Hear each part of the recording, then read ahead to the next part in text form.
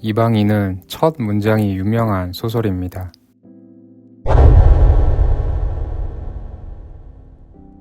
그리고 다음 단어로 대표되는 소설입니다. 하지만 실존주의와 부조리라는 단어가 너무 강력한 만큼 작품 자체에 입각한 내재적 해석보다는 실존주의나 부조리라는 개념에 맞추어 작품을 끼워 맞추는 해석이 지배적인 느낌입니다. 가끔, 아니 매우 자주 작품 그 자체보다 유명한 평론가나 혹은 권위 있다고 여겨지는 누군가의 해석에 기대어 작품을 바라보는 경우가 있습니다. 그것이 작품에 접근하는 사다리가 될 수는 있어도 작품을 대하는 유일한 해석 그 자체가 되어서는 안 됩니다. 작품을 보는 나의 취향과 사유하는 역량을 훼손시킬 수 있기 때문입니다.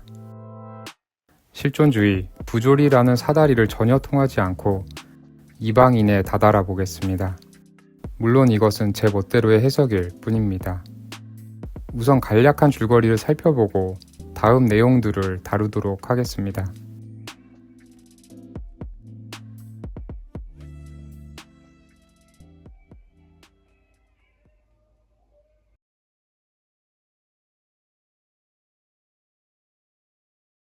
주인공인 메르소는 마렌고의 양로원에 있던 어머니가 돌아가셨다는 전보를 받습니다. 메르소는 양로원에 방문하여 어머니의 장례를 치릅니다. 그곳에서 양로원 주변 사람들은 어머니의 죽음에 전혀 슬퍼하지 않는 메르소의 모습에 놀라게 되며 이러한 모습은 향후 재판에 있어 메르소에게 불리하게 작용합니다. 장례식이 끝나고 집으로 돌아온 메르소는 장례식 다음 날 항구의 수영장에서 마리를 만나 같이 수영을 즐기고 희극 영화를 보고 관계를 가집니다.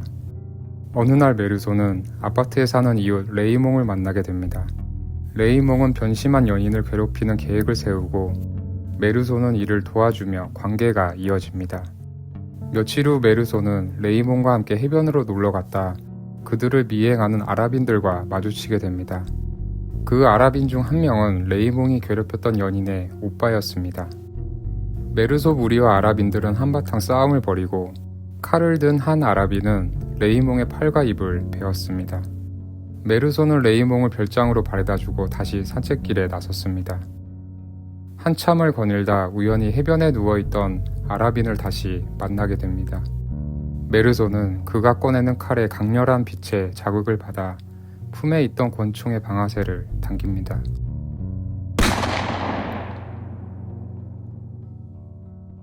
체포된 메르소는 여러 차례 신문을 받고 법원에서 선임한 변호사와 면담을 합니다. 변호사는 어머니의 장례식 날 슬펐냐고 물었고 메르소는 뭐라고 대답할지 잘 모르겠다고 답변합니다. 같은 날 예심 판사가 메르소를 신문하면서 십자가를 들이밀며 그리스도에게 용서를 구하고 그가 당신을 위해 고통을 당했다는 사실을 믿냐고 물었습니다. 하지만 메르소는 끝까지 그것들을 믿지 않는다고 하였습니다. 예심 판사는 이렇게 말했습니다.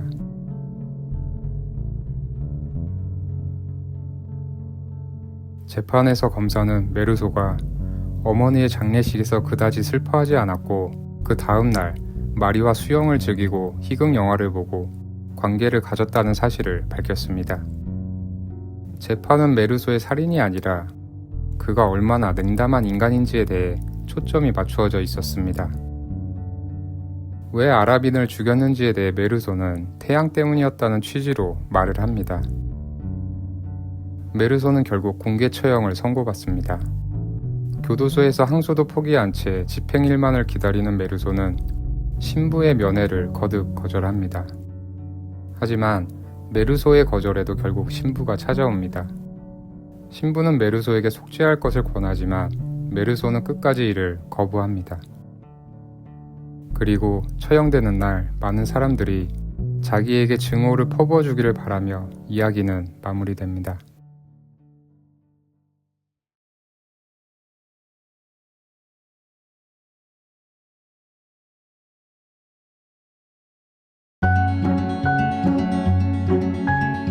죽음은 모든 것을 무로 환원시킵니다. 그리고 태어나는 순간부터 죽음은 강제되어 있기 때문에 필연적으로 우리의 삶은 무의미할지도 모릅니다. 죽음이 누구에게나 찾아온다면 그것이 빠르게 오든 느리게 오든 큰 의미가 없을지도 모릅니다. 따라서 어머니의 죽음은 이 세상에서 별반 새로울 것이 없는 사실입니다.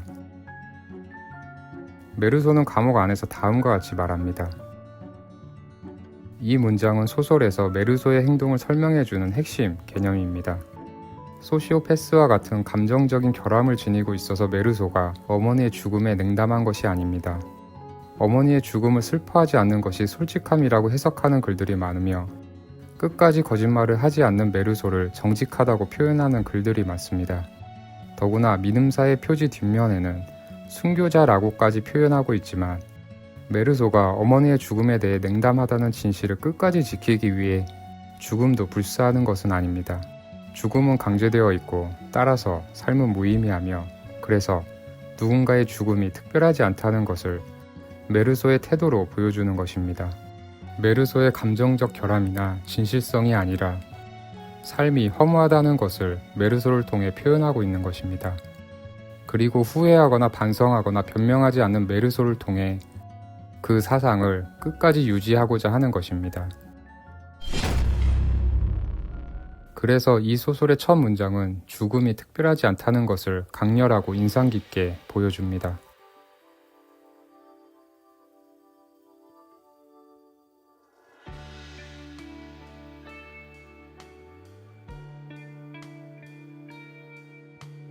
감옥에 갇혀 스스로를 돌아보기 전까지 대부분은 메르소의 욕구와 감각으로 느껴지는 세상에 대한 묘사가 대부분입니다. 타인과의 관계에 기반한 감정과 사유는 거의 나오지 않습니다. 욕구와 감각은 충동적이며 그런 만큼 즉각적인 충족이 가능하고 따라서 미래를 담보하지 않습니다. 하지만 타인과의 관계에 기반한 감정과 사유는 즉각적으로 충족되지 않는 경우가 많으며 언제나 미래를 향해 열려 있습니다. 지금 현재뿐 아니라 미래에도 지속을 요구하는 경우가 많기 때문입니다. 하지만 앞에서 살펴본 바와 같이 미래의 결말은 종국에는 죽음뿐입니다. 따라서 메르소에게는 욕구와 감각만이 남아있는 것처럼 보입니다. 타인과의 관계에 기반한 감정과 사유가 동반되지 않는 보이는 것, 들리는 것, 뜨거움, 차가움, 허기짐, 육체적 욕구 같은 것들은 세상을 무미건조하게 만듭니다. 바로 지금 여기에서 이루어지는 행동들의 나열 외에 다름 아니기 때문입니다. 그래서 소설은 시종 무미건조합니다. 그리고 그것이 이 소설의 매력 중 하나일지도 모릅니다.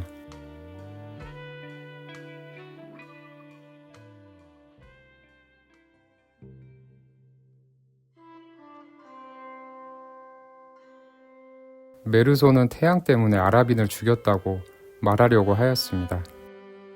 태양은 이 소설에서 반복적으로 나오며 사건의 가장 큰 축을 담당하고 있는 핵심 요소입니다.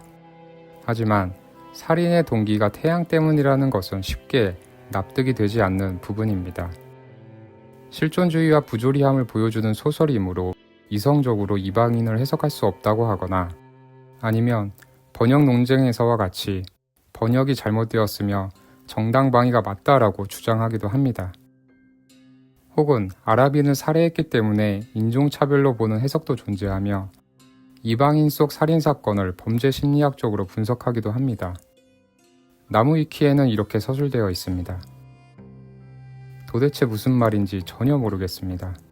삶의 살과 열기 속에서 뿌리 박힌 실존의식이란 도대체 무엇일까요? 그리고 감각의 가능성 및 그것에 대한 소화, 반응에 대응하는 작중의 자아 정체성이란 도대체 무엇일까요? 그리고 그것에 어떻게 감정이입을 해볼 수 있는 것일까요? 해당 문장은 어려워 보이는 단어의 나열일 뿐 의미가 있는 문장으로 보이지 않습니다. 태양의 의미를 보려면 소설에서 태양이 어떻게 묘사되는지를 먼저 살펴보아야만 합니다.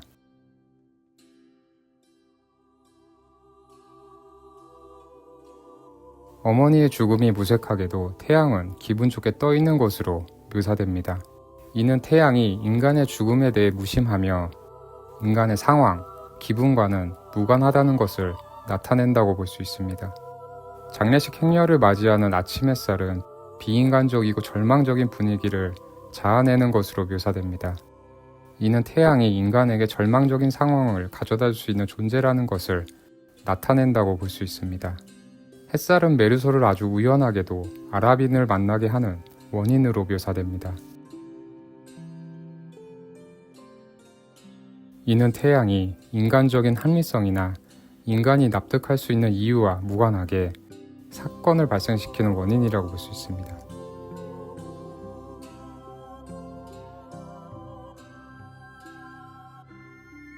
태양에 대해 가장 극명하게 묘사하는 문장입니다.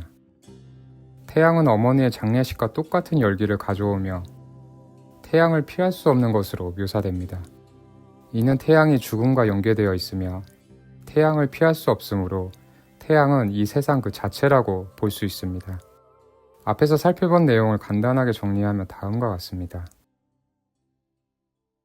따라서 태양 때문에 죽은 아랍인은 메르소에 의해 살해된 것이 아니라 죽음 그 자체는 필연적이지만 그것의 사건적 발생은 우연적으로 일어나며 세상은 죽음에 대해 무심하다는 그 사실을 보여주기 위해 살해된 것입니다.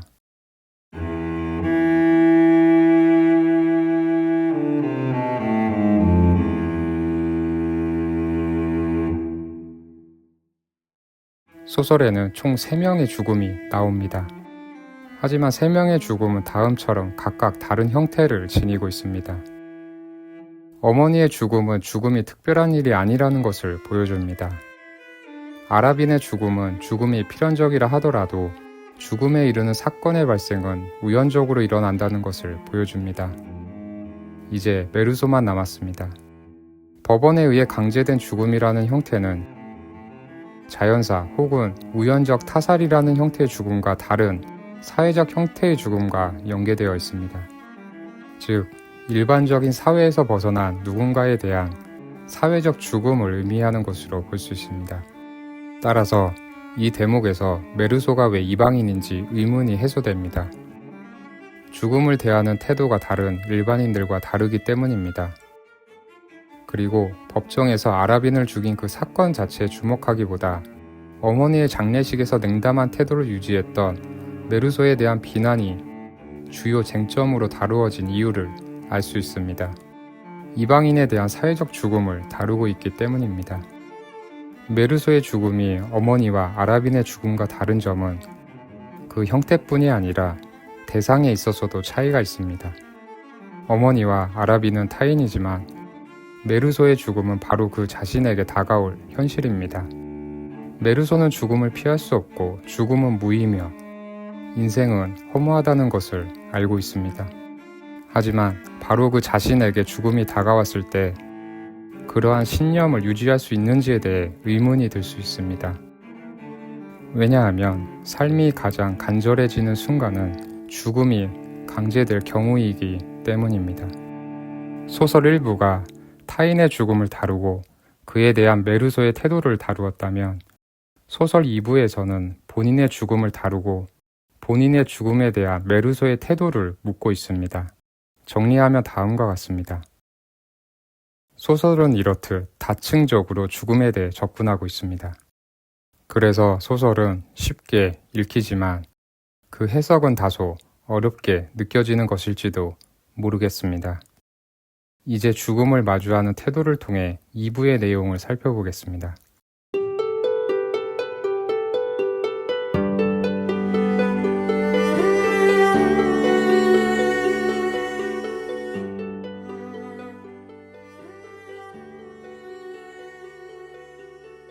예심판사와 신부로 대변되는 보통의 사람들은 죽음이 무라는 것을 받아들이지 못하고 종교에 기대어 사후세계를 꿈꾸고 있습니다. 하지만 메르소는 죽음은 모든 것을 무로 환원시킨다는 것을 알고 있습니다. 따라서 메르소가 이방인인 이유는 삶과 죽음을 대하는 태도가 다른 사람과 다르기 때문입니다. 신부는 메르소를 끝까지 회유하려고 하였으며 메르소 또한 본인의 죽음에 대해 벗어날 수 있는 방법을 모색하기도 합니다. 하지만 메르소는 신부의 설득에도 끝까지 자신의 신념을 버리지 않습니다. 또한 메르소는 죽음을 받아들이면서 죽음에 대한 본인의 신념이 옳았음을 우주의 자애로운 무관심을 통해 확신하며 행복해합니다. 우주의 자애로운 무관심은 인간에게 어떠한 기적도 발생시키지 않을 것이며 속죄를 통한 구원도 내려주지 않을 것이기 때문입니다. 보통의 사람들은 이방인을 받아들이지 않고 사회적으로 처단합니다. 예심판사와 신부로 대변되는 보통의 사람들이 본인을 증오할수록 메르소는 본인의 신념이 옳았음이 스스로에게 확신되므로 이를 원하며 소설은 마무리됩니다.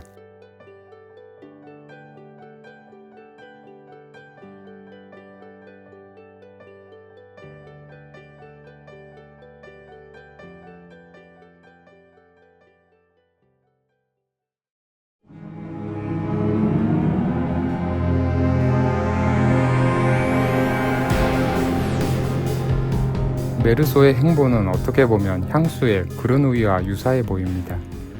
메르소는 죽음이 무라는 것을 알고 있고 종교를 믿지 않기 때문에 이방인이며 그르누이는 자기 고유의 냄새가 없다는 점에서 이방인입니다. 또한 메르소와 같이 살인을 저지릅니다. 하지만 살인의 동기는 완전히 다릅니다. 세상이 필연적이지 않고 우연적이며 죽음에 무심하다는 것에 의인화된 형태로서의 메르소는 살인을 저지릅니다. 반면 그르누이는 본인이 이방인이었음을 공포로 느끼며 모든 사람들이 자신에게 취하도록 하는 향수를 만들기 위해 살인을 저지릅니다. 존 머시 이야기에서 존 머시는 사람들을 피해 평생 떠돌아다녔지만 비둘기에서 조나단 노엘은 결국 사람은 혼자 살 수 없다는 것을 느끼며 사람을 찾아 자신의 방으로 되돌아옵니다. 메르소의 허무주의와 건조함이 현대적이며 도시적으로 느껴질 수도 있지만 결국 인간은 사회적 동물이며 다른 사람들이 있기에 그들과의 관계를 통해 삶의 의미를 채워나가는 것일지도 모르겠습니다. 예심판사나 신부의 말처럼 종교나 사후세계가 있어야만 삶의 의미가 생기는 것도 아니고 메르소처럼 죽음이 모든 것을 무로 돌린다 한들 삶의 의미가 완전히 없어지는 것은 아니며 죽음에 대해 슬퍼할 이유가 사라지는 것도 아닙니다. 삶이란 이 양 극단의 어느 중간쯤에 위치해 있는 것 같습니다.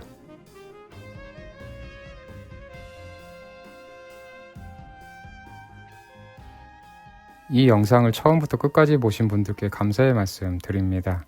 감사합니다.